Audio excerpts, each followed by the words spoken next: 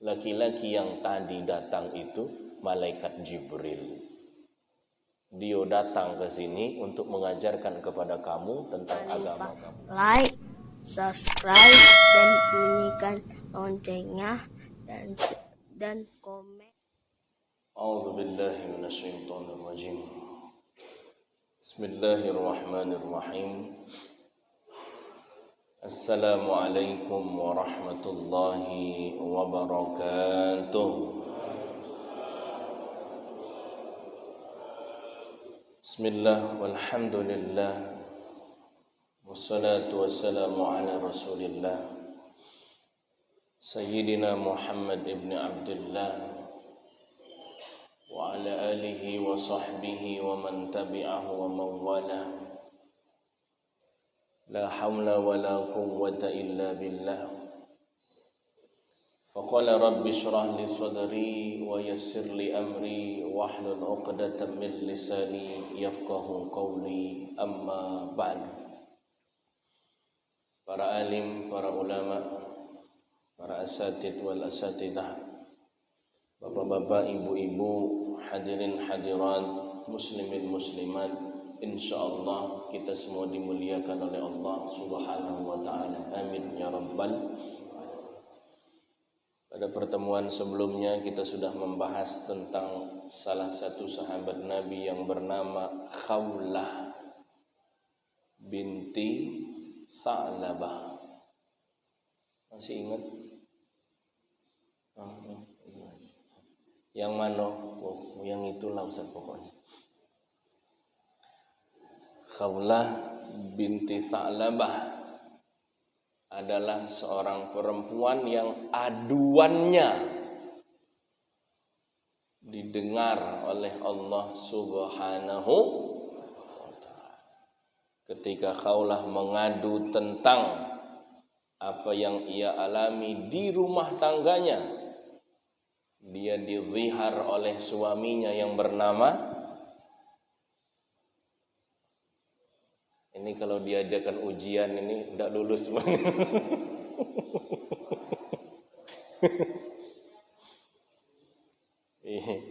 Mestinya setiap 1 tahun ada UASnya Pak ya.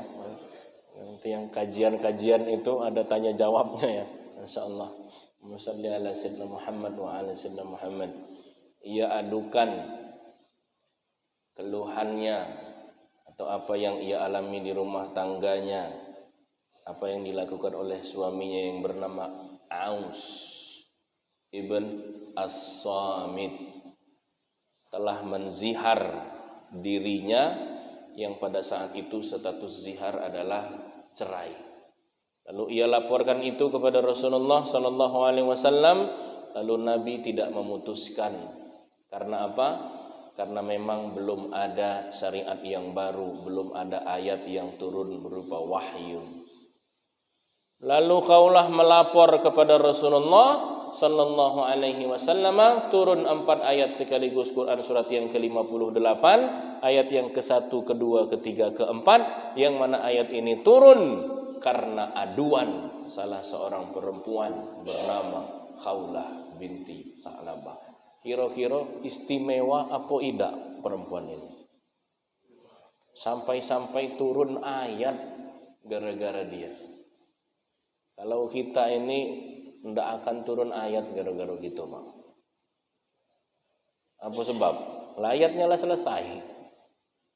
Ayatnya lah selesai. Wahyunya sudah habis. Maka kemudian Khawlah binti Sa'labah yang aduannya didengar oleh Allah Subhanahu wa taala, padahal secara finansial Khawlah binti Sa'labah ini mau ketemu sama Nabi aja mesti minjem baju tetangganya dulu. Jadi waktu mau ketemu Nabi, saking ndak katik di dalam lemari itu baju yang bagus, minjem baju tetangga dulu. Kira-kira berduit apa tidak berani? Seorang perempuan tua, bajunya lusuh, kumuh, tiba-tiba 10 tahun setelah Ayat itu turun saat Umar ibn Khattab menjadi Amirul Mukminin, pemimpin orang-orang yang beriman. Di tengah-tengah keramaian, saat Umar ibn Khattab berjalan bersama para ajudannya, staf-stafnya, menteri-menterinya, asisten-asistennya, namun pemimpin pasti dikelilingi oleh banyak orang. Tiba-tiba datang seorang perempuan tua, bajunya lusuh, memberikan nasihat kepada Umar bin Khattab. Semua mata memandang, siapa nenek-nenek ini? Berani sekali dia nasihati Umar. Yang ianya lagi, Umar ketika dinasihati tertunduk mendengarkan apa yang diucap oleh Khawlah binti Tha'labah.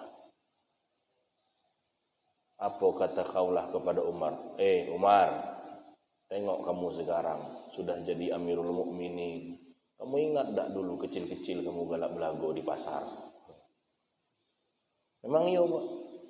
Umar itu sebelum masuk Islam itu terkenal galak belago, nakal. Jadi jangan melihat seseorang tua ini budak nakal nih pasti masuk neraka. Loh. Umar dulunya galak belago juga. Tapi jangan kamu yang sekarang galak belago jangan langsung menyamakan diri macam Umar, belum tentu. Aku nih galak belago macam Umar. Umar dulu belagonya menang terus, tidak pernah kalah. Namun kamu kan belago kalah terus. Jadi macam itu. Bapak Ibu yang dimuliakan oleh Allah Subhanahu wa taala. Setelah Khawlah pergi dari menasihati Umar, barulah kemudian Umar ditanya, "Ya Amirul Mukminin, siapa yang kamu dengar perkataannya tadi?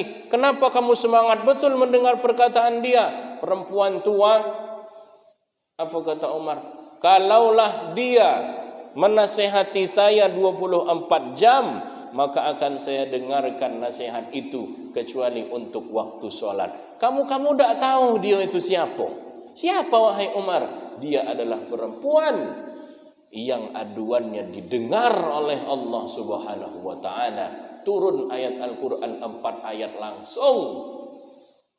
Karena perempuan tadi aduannya, ocehannya, kata-katanya didengar oleh Allah. Masa Umar tidak mendengar perkataan perempuan yang perkataannya didengar oleh Allah Subhanahu wa taala? Baru kemudian yang lain itu langsung bercarian, mana ibu itu tadi? Lah pergi. Makanya ketika dia di sini tadi jangan dipandang sebelah mata. Dan memang manusia kalau tidak tahu memang rata-rata macam itu. Wong kalau tidak tahu dengan kita akan diperlakukan biasa saja. Tapi kalau dia sudah tahu, ternyata berpangkat bapak ini, baru dihormatin kamu. Tapi jangan kemudian sesekali menjelaskan betapa tingginya diri kita. Cukup orang lain yang membilang.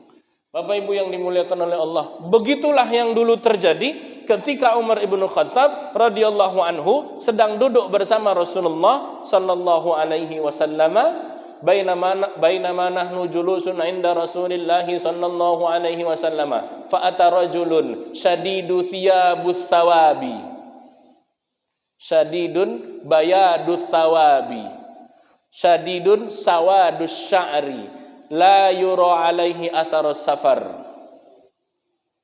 Kata Umar, pernah waktu kami duduk-duduk bersama dengan Rasulullah, tiba-tiba datang seorang laki-laki, bajunya putih, rambutnya hitam, tidak terlihat dari wajahnya bekas perjalanan. Tahu tak rai-rai wong kalau habis berjalan jauh tu cak mana? Pernah tak kamu memperhatikan habis perjalanan 10 jam, 12 jam di mobil, turun ngacak lah. Apa? Cak mana? Pokoknya tidak enak lah ya. Atau coba sekali-sekali bangun tidur gitu ngacak. Wish, alangkah gantengnya aku bangun tidur. Orang kalau bangun tidurnya sudah ganteng, apalagi habis mandi. Siapa dia? Nabi Muhammad sallallahu alaihi wasallam itu bangun tidurnya wajahnya sama seperti sudah mandi, sama-sama ganteng. Jadi bangun tidurnya Nabi itu tidak macam gitu. Beler. Nabi bangun tidur mukanya fresh, seger.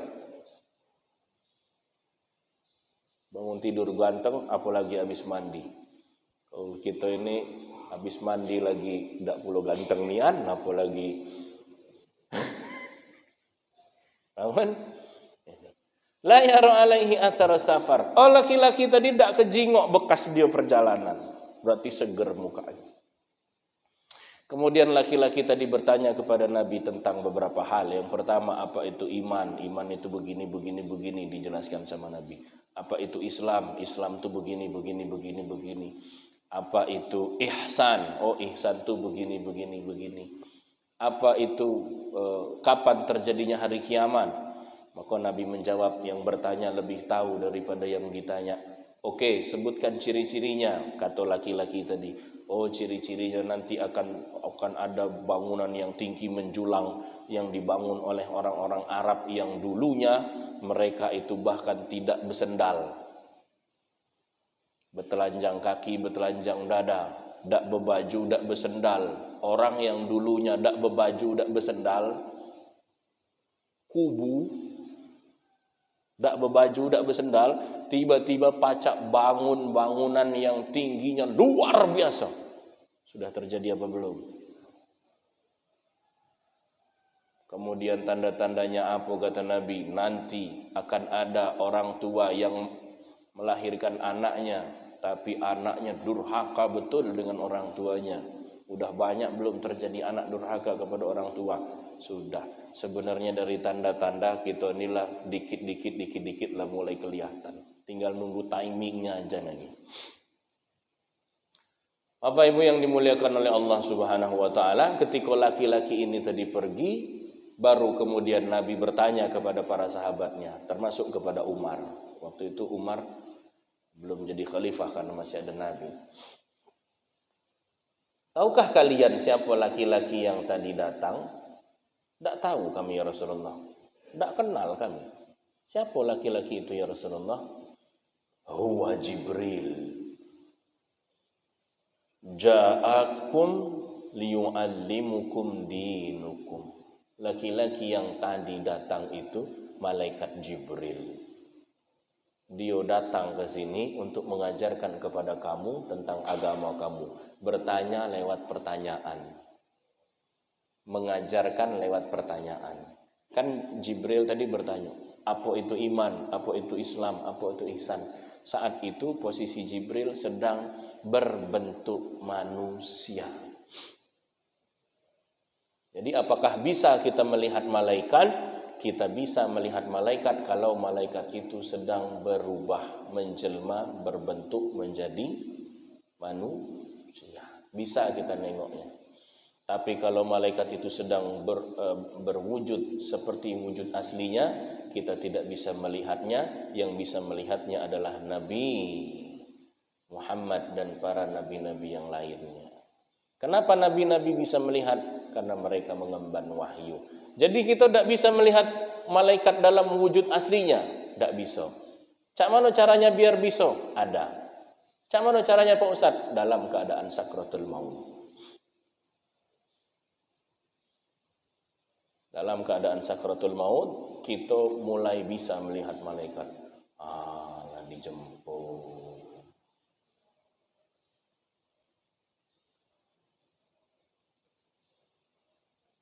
Kapan lagi kita nengok malaikat? Nanti dikubur. Nengok nian malaikat. Bapak Ibu yang dimuliakan oleh Allah Subhanahu wa taala, kemudian Sayyidina Umar berkata apa? Itu waktu Jibril menjelma atau berbentuk menjadi manusia, saat itu wajahnya mirip dengan Dihyah. Siapa namanya? Dihyah Al-Kalbi. Cuma Al-Kalbi di sini artinya bukan anjing. Dihyah Al-Kalbi. Siapa Dihyah Al-Kalbi ini? Salah satu utusannya Rasulullah sallallahu alaihi wasallam. Jadi Rasulullah itu mempunyai beberapa utusan. Di tahun ke-11 Nabi mengutus seorang sahabat bernama Muaz ibn Jabal, diutus ke mana? Ke Yaman. Lalu apa Nabi katakan kepada Muaz? Alhamdulillahilladzi waffaqa rasulillah bima yuhibbu wa yarda. Muaz itu statusnya adalah Rasulillah. Utusannya utusan Allah. Kalau Nabi Muhammad itu Rasulullah, utusan Allah, maka para sahabat-sahabatnya ada yang menjadi utusannya Rasulullah. Utusan Rasulullah itu apa bahasanya? Rasulillah. Muaz ibn Jabal. Siapa lagi? Dihyah Al-Kalbi. Siapa Dihyah ini? Tahun ke-7 Hijrah, ketika Islam sudah mulai berjaya, saat itu Nabi mulai mengirim surat kepada para penguasa-penguasa negara di luar Jazirah Arab. Dikirimlah surat agar para penguasa tersebut masuk ke dalam agama Islam. Min Muhammad ibni Abdullah aslim taslam. Surat Nabi itu pendek, to the point. Ila Hirqalil Azim Malikir Rum, kepada Heraklius atau sekarang dikenalnya dengan Hercules. Kepada Heraklius, penguasa Romawi, masuklah ke dalam Islam, maka engkau akan selamat. Itu surat Nabi tulis, tapi yang bawa suratnya siapa? Siapa yang bawa surat itu agar diberikan kepada Heraklius? Yang bawa suratnya namanya Dihyah Al-Kalbi. Dibawanya surat itu. Dihyah melihat langsung bagaimana Heraklius ingin menyatakan, mendeklarasikan, mengikrarkan keislamannya. Akan tetapi ia tidak bisa meninggalkan dunia yang saat ini sedang ia miliki. Apa kata Heraklius?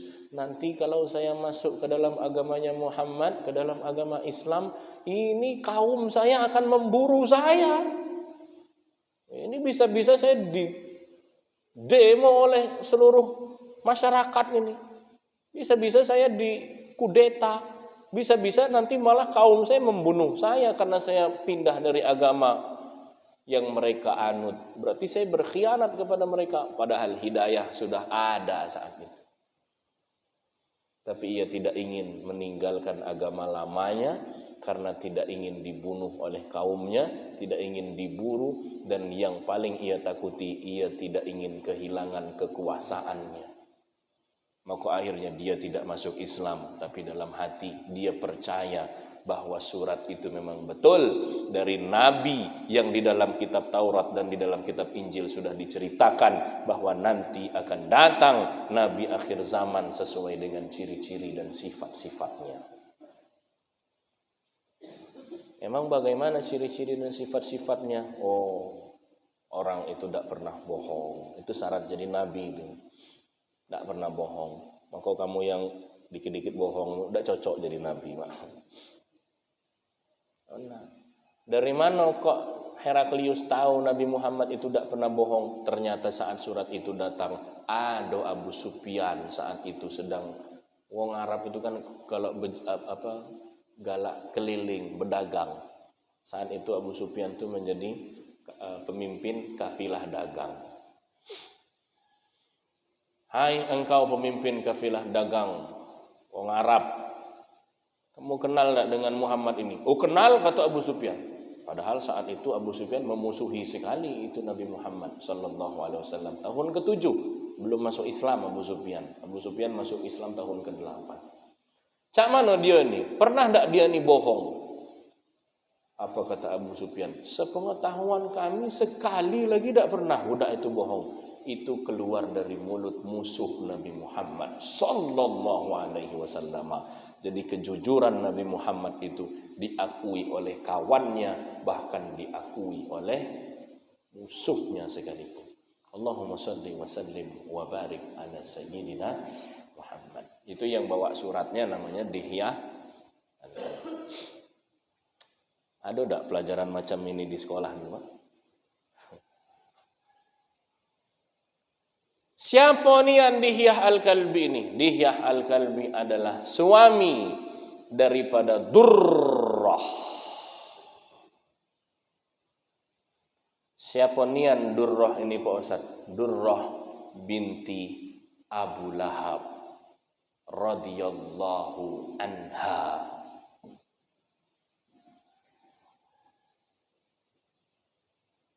Kalau kita sebut Abdullah ibnu Abbas radhiyallahu anhuma. Kenapa anhuma? Baik Abdullah maupun ibnu Abbas, kedua-duanya mendapatkan ridhonya Allah. Bapak sama anak dapat keridhaan Allah radhiyallahu anhuma. An Abdullah ibnu Umar, maka yang kita bilang radhiyallahu anhuma. Tapi kalau disebut di situ an Durrah binti Abu Lahab, maka kita menyebut radhiyallahu anha karena Allah tidak meridhoi Abu Lahab. Tapi Abu Lahab punya anak, dia bertakwa, taat kepada Allah Subhanahu wa taala. Kira-kira beban mental tak jadi anaknya Abu Lahab? Beban mental tak jadi anaknya Abu Lahab? Bukan mudah jadi anaknya Abu Lahab tuh. Yang orang tuanya, bapak sama ibunya, bayangkan, sepaket. Abu Lahab tuh dak dewean we dikecam di neraka. Bini-bininya juga. Wa mar'atuhu hammalatal hatab fi jidiha hablum mim masad. Abu Lahab teko bini-bininyo. Di dalam Quran disebutkan laki bini masuk ke neraka. Tiba-tiba aku jadi anaknya misalkan. Beban mental dah. Lagi main sama anak-anak kecil-kecil yang lain. Kau ni anak yang bapaknya disebut dalam Quran masuk neraka tu yo. Hai Durrah. Galak diejek wah. Beban mental. Kau Durrah anaknya Abu Lahab yo. Wah, ya Abu Lahab yang ada surat khusus nian, Pak, untuk menceritakan Abu Lahab. Sikok surat nian menceritakan. Tabbat yada abi lahabin wa tabb. Kau anaknya main cacam, bapak emak kau masuk neraka. Wah, itu pasti itu. Mau dikecam Quran.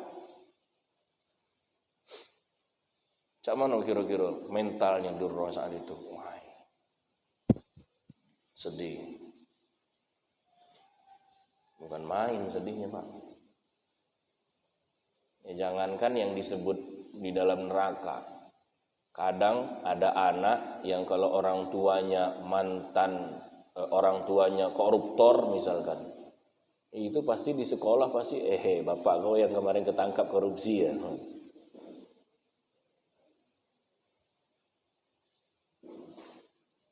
Makanya kita sebagai orang tua nih kita jaga marwah kita itu apa? Biar anak kita tidak kena imbas malu. Sakit hati, kena mental. Saat itu Durrah binti Abi Lahab lapor kepada Rasulullah sallallahu alaihi wasallam. Ini kehebatan para sahabat itu, kalau ada satu masalah, ada satu hal, ada satu peristiwa, enak aja dia datang sama Nabi, ngadu sama Nabi.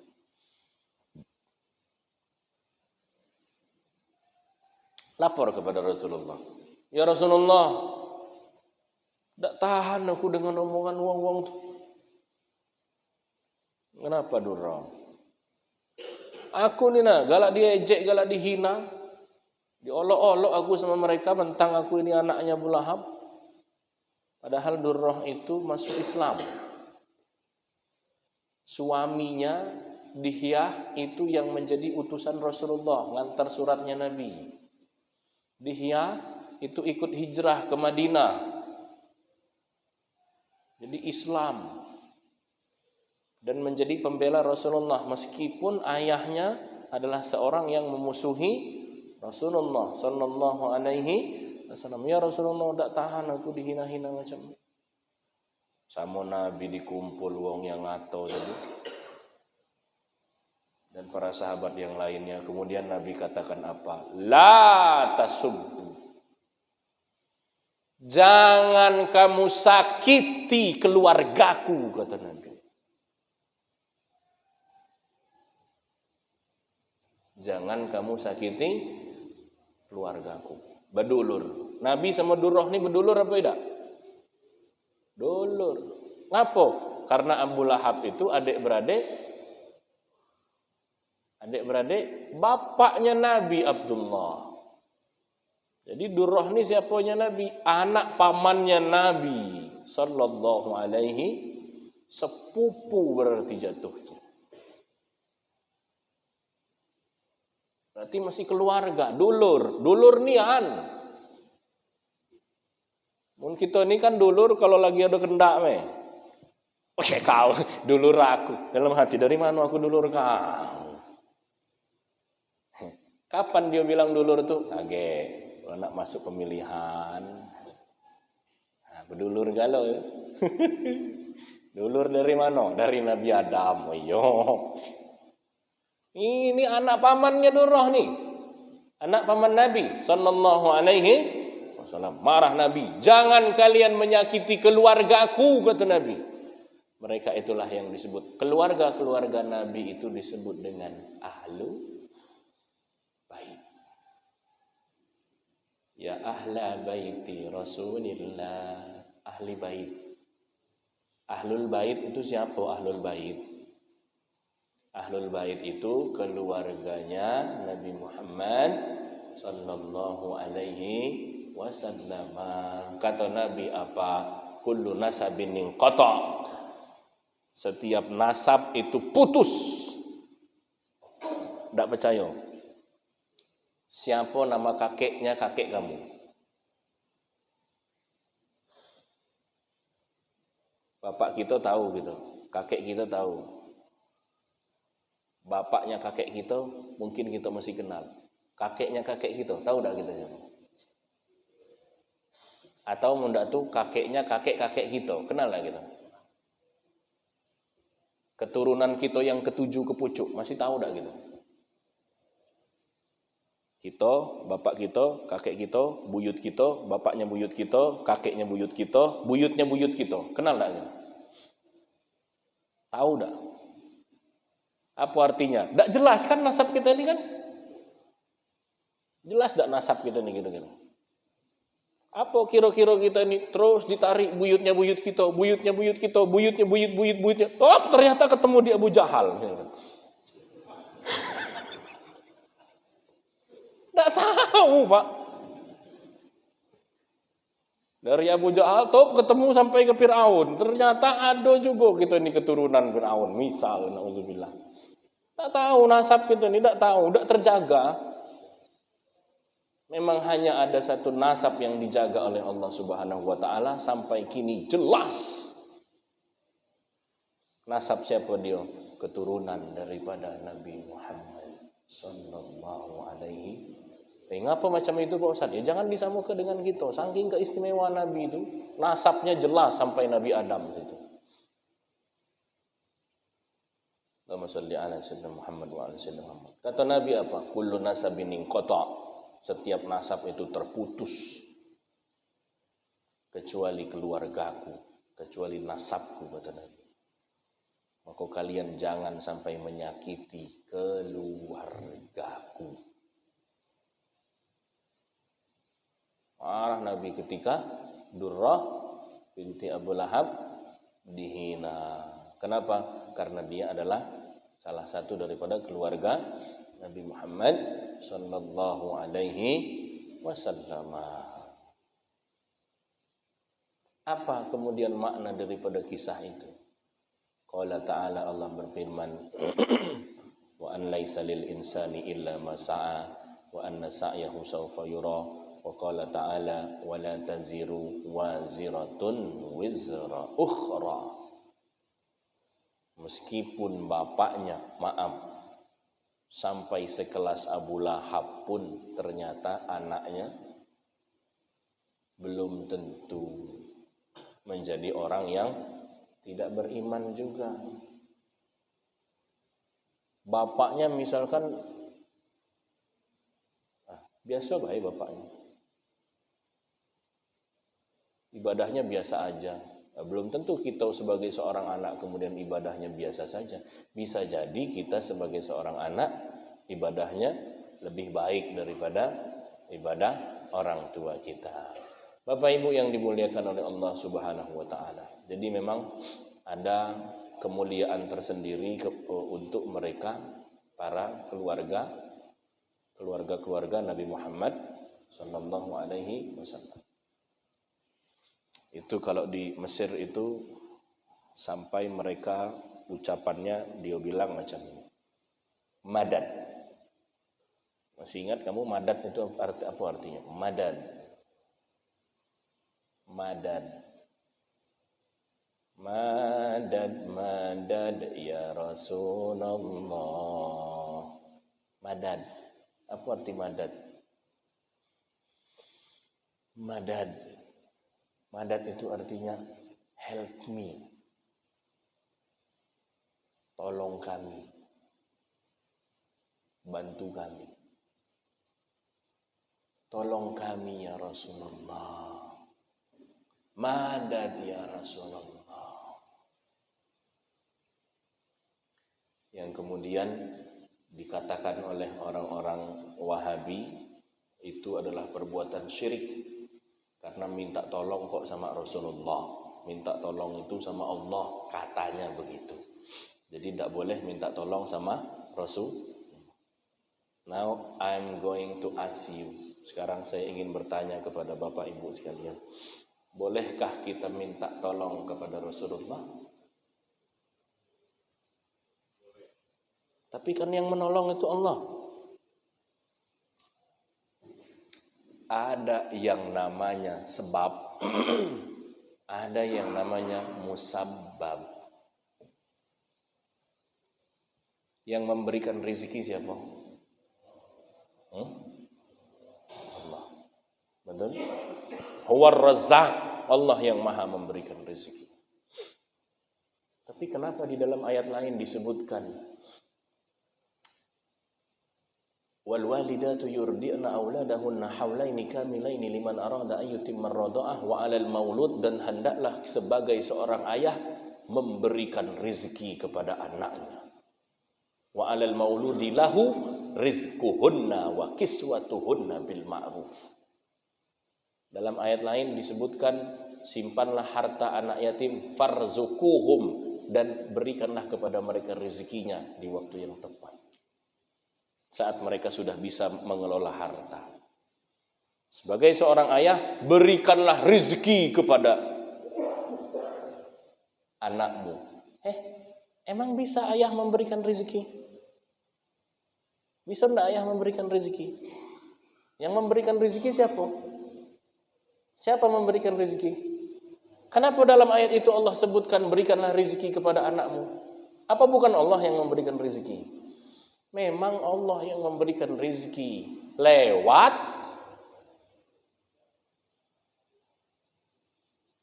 siapa? Itu yang disebut dengan perantara. Yang menyembuhkan siapa? Siapa yang menyembuhkan penyakit? Kalau gitu, kalau kita sakit, tidak usah ke dokter,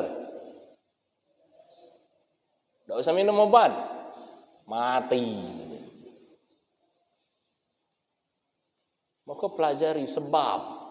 Betul yang memberikan rezeki adalah Allah. Lewat tangan siapa? Kecuali kita tuh wali kutub misalkan. Derajat kita tuh lah sekelas Nabi, duduk bae di sini tiba-tiba tisu ini berubah duit galau. Tuh. Lah kita ini siapa? Nabi bukan. Maka ada yang namanya sebab musabab tadi. Yang memberikan kekenyangan ini siapa? Allah. Dem, kalau gitu kita tidak usah makan. Kata Tuhan kenyang-kenyang, kata Tuhan tidak. Gila. Betul yang memberikan kekenyangan itu Tuhan, tapi kita kalau lapar, tugas kita ya badok.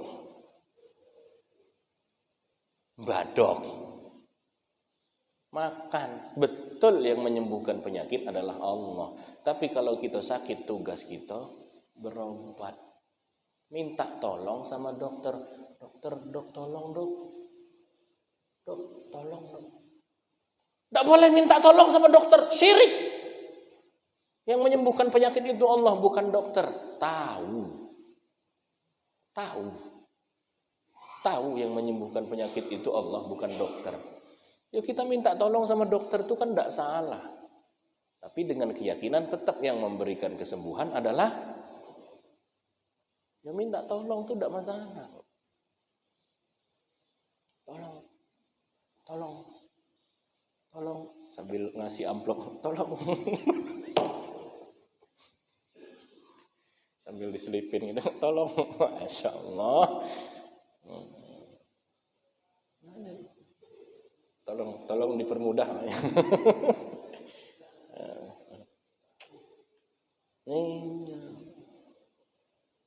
Oke, siapa yang mencabut nyawa? Siapa yang menghilangkan nyawa kita siapa? Allah. Dalam ayat disebutkan Allahu yatawaffakum, Allah yang mematikan kita itu Allah.